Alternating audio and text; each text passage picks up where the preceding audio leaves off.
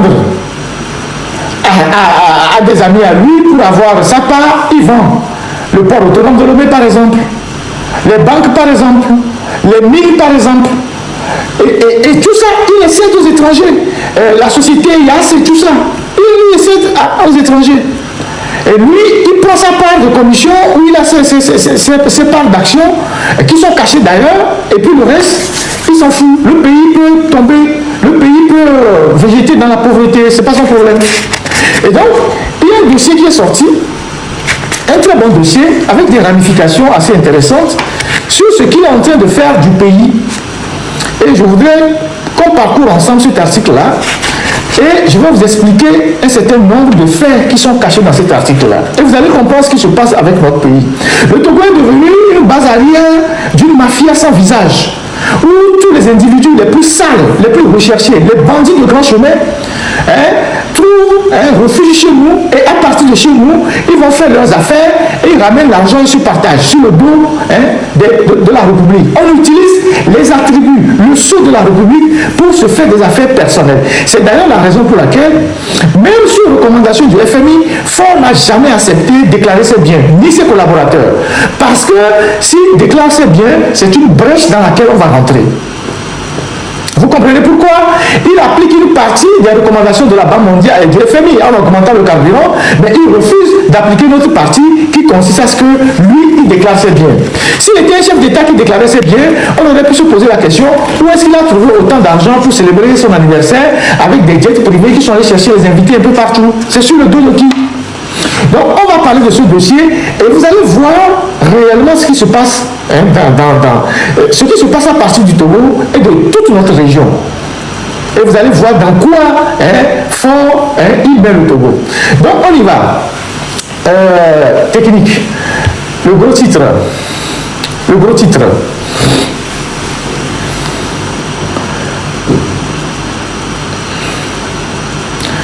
Le grand titre. Voilà. Enquête. Voilà. Enquête de l'uranium à la finance, l'émission secrète d'Alexander Zingman au service de Vladimir Poutine. En fait, l'enquête tourne autour d'un personnage. Un personnage qui a des liens avec plusieurs chefs d'État africains. Et avec ce personnage-là, c'est un business qui se passe derrière et des affaires louches qui se font. Donc, la personne principale de ce lien-là, autour duquel gravit tout ça, c'est Alexander Zingman. Et vous allez comprendre pourquoi tout à l'heure. Parce qu'on va aller au Kirghizistan. Vous allez comprendre beaucoup de choses. Actif sur le continent depuis une dizaine d'années, donc c'est le personnage, donc c'est Alexander, l'homme d'affaires américano-biélorusse. Donc, il a deux nationalités, il a une nationalité américaine et la nationalité biélorusse. Jusque-là, habitué de la RDC, donc il bossait dans les Grands Lacs et au Zimbabwe, opère une réorientation stratégique vers de nouveaux marchés d'Afrique francophone. Du Togo à Madagascar, cet homme de l'ombre s'impose sur des dossiers ultra sensibles à la lisière de la diplomatie des affaires et du renseignement en lien étroit avec le Kremlin. C'est l'introduction. Lundi 2 mars 2026, donc récemment, Lomé, palais présidentiel, une berline dépose un quinquagénaire vêtu d'une veste froissée sur un t-shirt noir. L'œil torve, derrière de fines lunettes, collier de barbe grise sur un visage impassible. Donc, le journaliste qui écrit l'article ou les journalistes qui écrivent l'article sont suffisamment bien renseignés. Donc, ils décrivent l'audience que faut accorder à cet individu. Ça veut dire que ce personnage, ça veut dire qu'il y a des gens très très proches qui les ont renseignés. Et donc, ce visiteur à la démarche assurée est arrivé 2 jours plus tôt en jet privé. Donc le monsieur est arrivé au Togo en jet privé. Il se présente au protocole étant son passeport bleu estampillé du sceau de son pays natal, la République de Biélorussie. Vous vous rappelez qu'au mois de février, il y a eu un ministre, une délégation de la Biélorussie qui a séjourné au Togo pendant 3 jours. Je vous expliquerai pourquoi. Et donc, la République de Biélorussie, la page 3 est mise le 4 mai, d'une validité. Son identité, Alexander Zingman. Sous les ordres de la présidence, il il retrouve le ministre biélorusse des Affaires étrangères, Maxime Ryzenkov, débarqué quelques heures plus tôt dans la capitale togolaise. Voilà. Donc, le ministre des Affaires étrangères biélorusse était à Lomé en mars. Donc, lui, il est venu rejoindre la délégation. Et ce ministre des Affaires étrangères biélorusse était à Lomé, beaucoup plus en compagnie de M. Bengbeni Lekba, qui est le ministre de l'Agriculture et gendre ou beau-frère de Faure Gnassingbé. Et vous allez voir pourquoi la personnalité de Bengbeni est importante. Les deux hommes se saluent chaleureusement et dévissent à voix basse. Avant d'être reconduits dans le vaste bureau du président du conseil, donc Faure Gnassingbé, qui l'accueille avec attention, le chef de la diplomatie biélorusse, dépêché pour la première fois au Togo par son président Alexander Loukachenko. Alexander Zygmunt a droit à la collade et reste en retrait. Et donc, comme c'est un homme de l'ombre, il ne veut pas que les caméras le prennent. Donc, il est arrivé, Faure reçoit le ministre biélorusse des Affaires étrangères et lui, il est en retrait. Vous voyez, lui, il est en retrait. Comme pour mieux observer cette scène qu'il a orchestrée dans l'ombre. Donc, c'est lui, en fait, qui est l'entremetteur. C'est lui qui a organisé la rencontre et l'arrivée du ministre des Affaires étrangères biélorusse au Togo. Il assiste à l'entretien avant de s'évaporer par une porte latérale au moment de la photographie suivie d'une conférence de presse. Donc, il assiste à tout l'entretien et au moment de prendre la photo, lui, il sort pour ne pas apparaître sur les photos. Puisque c'est un homme de l'ombre. Il fait à la fois, c'est un apporteur d'affaires, mais aussi c'est un agent de renseignement. Officiellement, à la tête d'une société de vente de matériel agricole établie à Dubaï, donc Aftrad, c'est sa société, et à Dubaï, là-bas, vous verrez les traces d'une certaine Abira Bonfo, qui a créé aussi des sociétés là-bas et qui a aussi un réseau de liens jusqu'à Milan. On en reviendra plus tard. Depuis Brazzaville, en passant par Oman, pour passer par Dubaï, pour atterrir à Milan, vous avez les traces d'une certaine Abira Bonfo, très proche de Faure Gnassingbé, qui aujourd'hui officie sous les radars. Mais on la suit. Donc l'homme d'affaires dispose aussi de la nationalité américaine. Aux États-Unis comme en Europe, Alexander Zygmunt a jusque-là réussi à échapper à toute sanction et condamnation judiciaire. Donc c'est un individu sulfureux qui est sous les projecteurs des Américains et des Européens. Il s'est pourtant retrouvé dans le radar des autorités de Washington, et ce malgré l'intense lobbying mené par son ami ukrainien Vlada Galan du cabinet BGD Legal and Consulting, constitué par son avocat américain Daniel Delnero. Privilégiant son passeport biélorusse et ses réseaux russes, Alexander Zygmunt s'efforce de laisser le moins de traces possible de ses déplacements sur le continent africain, où il opère depuis une dizaine d'années. Une précaution renforcée depuis son arrestation à Lubumbashi en 2021 par les services de sécurité du président congolais Félix Tshisekedi. Donc, il avait été arrêté par les services de renseignement de RDC de Félix Tshisekedi, parce que c'est un individu sulfureux.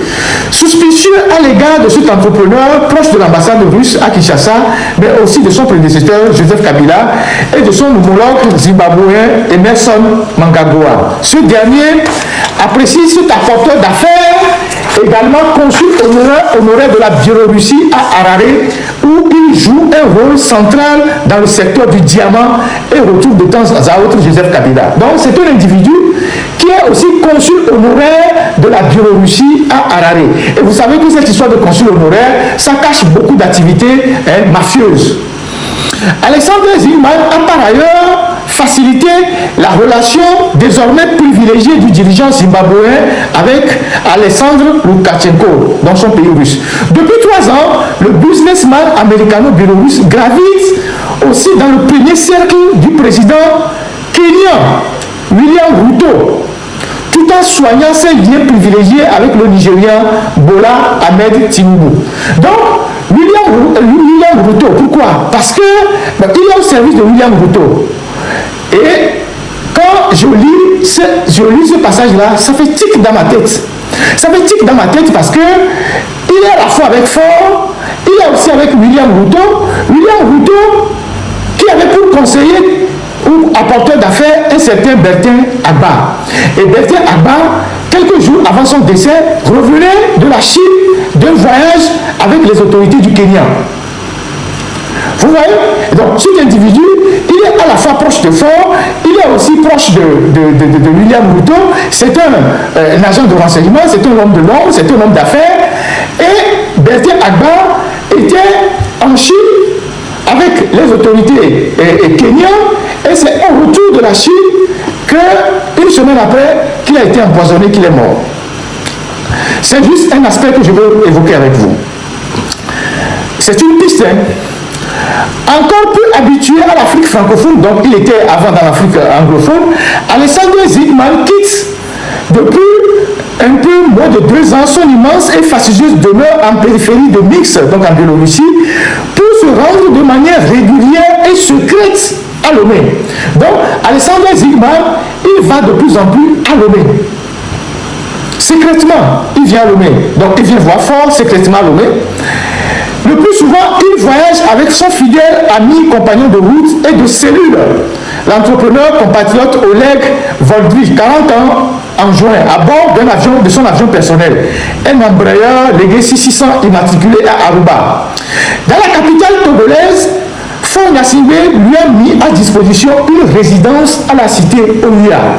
Donc, ce monsieur sulfureux, qui vient au Togo de façon secrète avec un de ses collaborateurs avec qui ils ont fait la prison en RDC et qui sont dans les affaires un peu sulfureuses, Faure a mis à sa disposition une résidence à la cité Oya. Donc quand il vient au Togo, il ne reste pas à l'hôtel, il reste à la cité Oya. Donc quand tu es à la cité Oya, personne ne te regarde, ni vu ni connu. Donc le soir, tu retrouves ton hôte et puis autour d'une vodka, vous faites vos affaires, vous tissez vos liens et puis bon, chacun repart, ni vu ni connu. Donc c'est comme ça que la mafia opère. Les mafiosos, ils ne descendent pas souvent à l'hôtel. Ils arrivent dans un pays, on leur aménage une résidence privée, ni vu ni connu. Le soir, ils retrouvent leur hôte et puis ils discutent, ils scellent les accords et puis ils repartent. Donc, au Togo, M. Alexander Zygmunt a une résidence permanente à la cité Oya où une villa est mise à sa disposition. Les Togolais qui payent les impôts n'ont pas de résidence à la cité Oya, mais les bandits de grand chemin, eux, ils ont des résidences à la cité Oya. Et donc, le journal qui a fait l'enquête l'interroge. Donc, Alexander Zygmunt assure à Africa Intelligence avoir fait la connaissance de Faure Gnassingbé il y a une dizaine d'années, avant de fournir et affirme avoir fourni au Togo des équipements agricoles et des bus. Voilà un élément fondamental. Les bus, vous vous rappelez que quand j'étais encore au Togo, on avait écrit un article sur les bus de Sotral, les bus de 1970 là, que vous avez à Lomé, les bus de l'époque de la guerre, je ne sais pas. Donc, il dit, et à l'époque, les bus sont venus de ce pays-là, ces gens de pays de l'Est, Biélorussie. Donc, il dit, c'est lui qui a fourni les bus. Donc, vous voyez, on a pris de l'argent du Togo pour aller acheter des bus inadaptés à notre pays. Vous voyez les bus qu'on achète dans les pays voisins, vous voyez les bus modernes. Au Togo, c'est ce qu'ils sont partis acheter. Des bus de 1900, je ne sais pas, 1900 Pelébé. Quand ces bus circulent à Lomé, vous avez honte. Vous voyez ces bus-là, vous avez honte. Les bus de Sotral.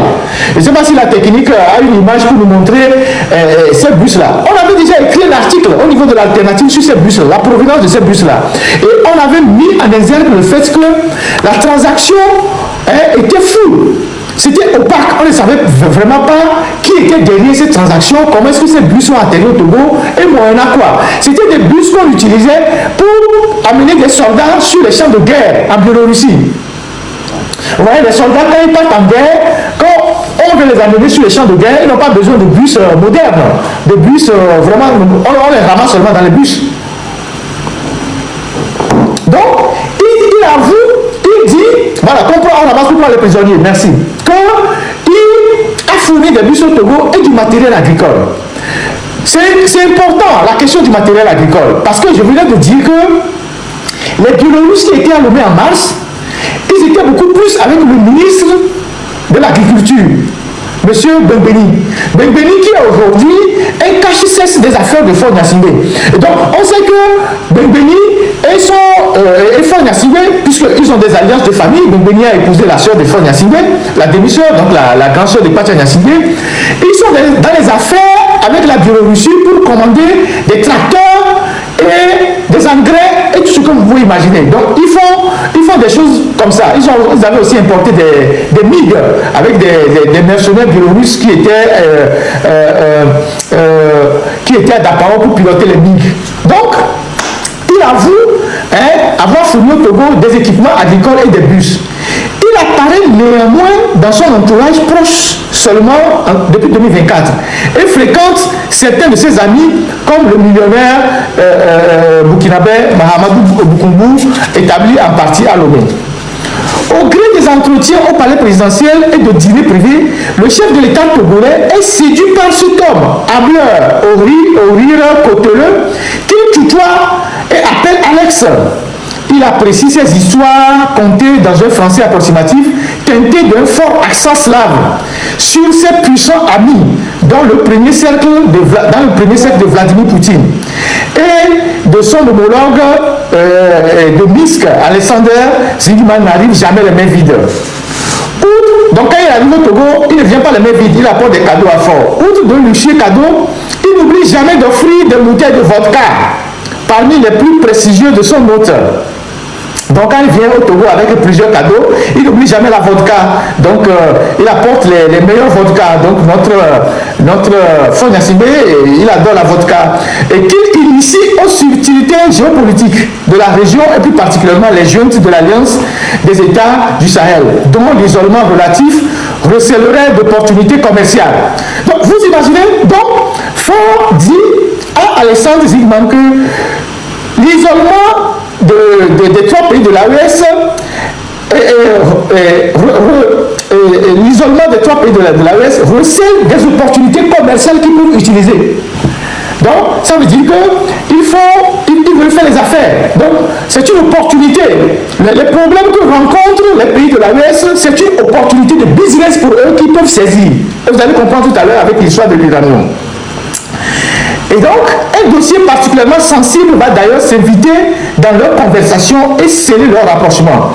Le projet de vente par le Niger de plus de 1000 tonnes d'uranium concentré, aussi appelé Yellow Cake. Alors, pour revenir sur le cas d'Alexander Zygman, vous vous rappelez de cette visite de Faure au Kirghizistan, où donc on va voir les photos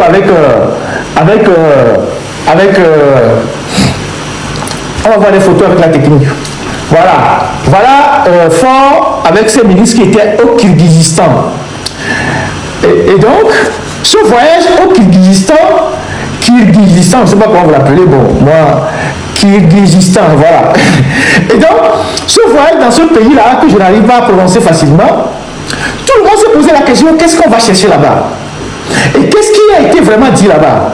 On a vu les ministres qui sont venus sur une table signer des documents, comme quoi le Togo scelle des partenariats avec ce pays-là. Mais ce voyage, on apprend aujourd'hui, voilà, donc le Robert Bousset qui, Sina Lawson, qui signe des documents, qui échange des documents. Et vous avez montré un scoop tout à l'heure qui échange les documents. Vous voyez ça? Voilà, tous ces ministres-là, tout ça, c'est un scénario, hein. Tout ça, c'est un maquillage. Aucun des ministres qui échangent ces documents-là signés n'ont jamais lu le document. Et tous ces documents-là, c'est du théâtre. Le sujet pour lequel ils sont allés là-bas, c'est entre Faure. C'est Zygman qui a organisé la rencontre. C'est Alexander Zygman là qui a organisé la visite au Kirghizistan. Mais le sujet pour lequel ils sont vraiment allés, ça ne se trouve pas dans les documents que vous voyez là. Les documents là, c'est juste des papiers. On a dit, on appelle chaque ministre, on dit viens signer et puis tu échanges. Et ils ont échangé. Aucun ministre ne sait ce qui est dans le document. Et il n'y a rien dans le document. Vous voyez? Mais le vrai sujet pour lequel ils sont allés, c'est entre Faure et le président que vous voyez, et Zygman. Donc vous voyez comment on utilise l'État. On utilise l'argent de l'État pour aller faire les affaires personnelles. Et pour ce voyage du Kirghizistan, organisé par Alexander Zygman, la délégation togolaise est partie avec 2 avions, 2 jets privés. Faure lui-même, il est parti avec son jet Et dans son jet, il y avait Benbeni et quelques amis à lui. Et les ministres sont partis aussi avec un autre jet. Les 8 ou 9 ministres ou 10 ministres étaient dans un autre jet. Et comme la distance est très longue, il faut pratiquement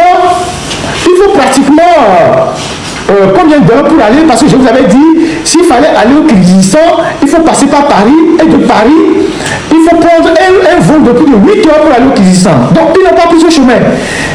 Ils ont pris un vol direct avec un jet. Et le jet dans lequel les ministres étaient, selon mes informations, ce voyage a coûté plus de 110 000 $ de location du jet. Plus de 110 000 $ de location du jet pour les ministres. Et Faure était aussi dans son propre jet. Donc il y a eu 2 jets qui ont amené la délégation là-bas. Le jet qui a amené les ministres le matin et le jet qui a amené Faure, Benbeni et ses proches l'après-midi. Au Kyrgyzstan. Et donc, tous ces ministres qu'on a amenés là-bas, c'est pour maquiller ce qu'ils sont vraiment allés faire.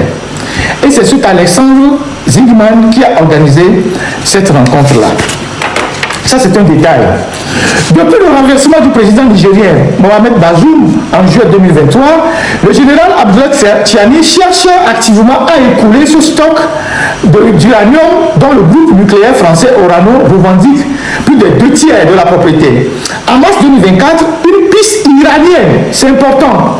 Je vais revenir sur la piste iranienne tout à l'heure. Une piste iranienne, parce que quand on parle de l'uranium russe,